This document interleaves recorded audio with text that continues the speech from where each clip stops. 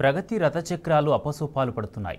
మహిళలకు ఉచిత ప్రయాణంతో ఆర్టీసీలో ఆక్యుపెన్సీ రేటు పెరిగినా ఆదాయం మాత్రం తగ్గింది. కనీసం తీసుకున్న రుణాలు చెల్లించడానికి కూడా అవస్థలు పడాల్సి వస్తున్నది.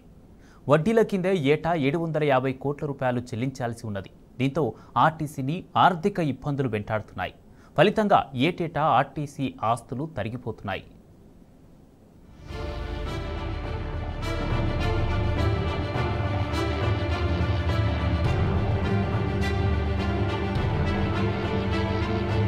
రాష్ట్రంలో టీఎస్ఆర్టీసీ బస్సుల్లో ఆక్యుపెన్సీ రేషియో పెరుగుతున్నా ఆదాయం మాత్రం తగ్గుతూ వస్తున్నది.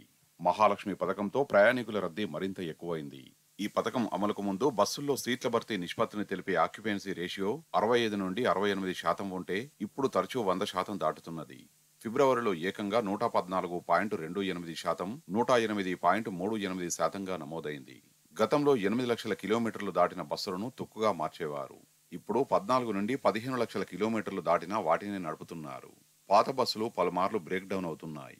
అయినా సంస్థకు రోజువారీ వచ్చే ఆదాయం మాత్రం పెరగడం లేదని, నిర్వహణ సమస్యలు సైతం అధికం కావడంతో తీవ్రంగా శ్రమించాల్సి వస్తున్నదని మెకానికులు వాపోతున్నారు. కెపాసిటీ పెరిగి అధిక లోడ్ కారణంగా బస్సులు దెబ్బతింటున్నాయి. అప్పుడప్పుడు కొత్త బస్సులు వస్తున్నా మొత్తం బస్సులతో పోలిస్తే వాటి సంఖ్య అరకొరగానే ఉంటుంది. పాత బస్సుల స్థానంలో కొత్తవి ప్రవేశపెట్టడంతో పాటు పెరిగిన రద్దీకి తగ్గట్టు అదనపు బస్సుల్ని అందుబాటులోకి తీసుకురావాల్సి ఉన్నది. ఆర్టీసీలో రాష్ట్ర వ్యాప్తంగా అద్దె బస్సులు సహా 9,200 బస్సులు నడుస్తున్నాయి. వీటిలో 5,000 బస్సులకు పైగా పాతవే.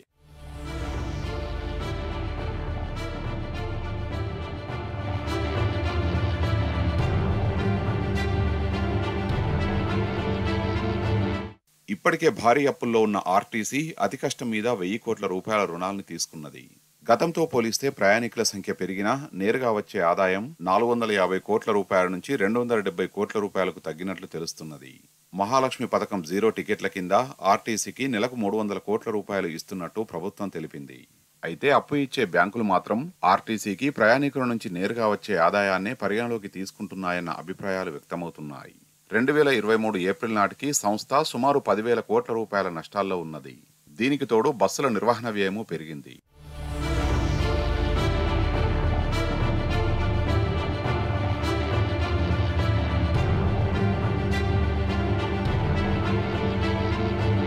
ఆర్టీసీ ఉద్యోగులకు 2013 నాటి పీఆర్సీకి సంబంధించి 50% బాండ్ల రూపంలో చెల్లించాల్సిన బకాయిలతో పాటు 2017, 2021 పీఆర్సీలను అమలు చేయాల్సి ఉన్నది.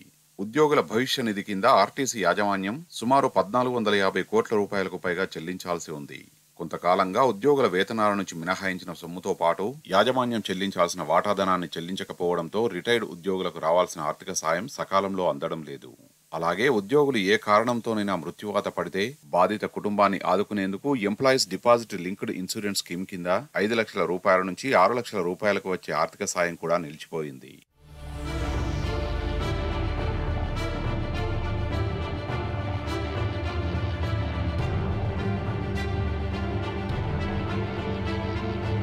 ఆర్టీసీ ఉద్యోగుల కోఆపరేటివ్ క్రెడిట్ సొసైటీకి సంస్థ యాజమాన్యం సుమారు 1,080 కోట్ల రూపాయలు బకాయి పడింది.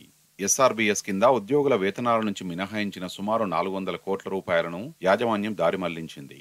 కొన్నేళ్లుగా బ్యాంకులు ఆర్థిక సంస్థల నుంచి వడ్డీ కింద తీసుకొచ్చిన రుణాలు సుమారు 4,000 కోట్ల రూపాయలకు చేరుకోగా వడ్డీల కింద ఏటా 750 కోట్ల రూపాయలు చెల్లించాల్సి వస్తున్నది. అంతేకాకుండా రవాణా శాఖకు మరో 780 కోట్ల రూపాయలు, ఉద్యోగుల పీఆర్సీ బాండ్ల బకాయిలు 450 కోట్ల రూపాయల వరకు ఉన్నాయి.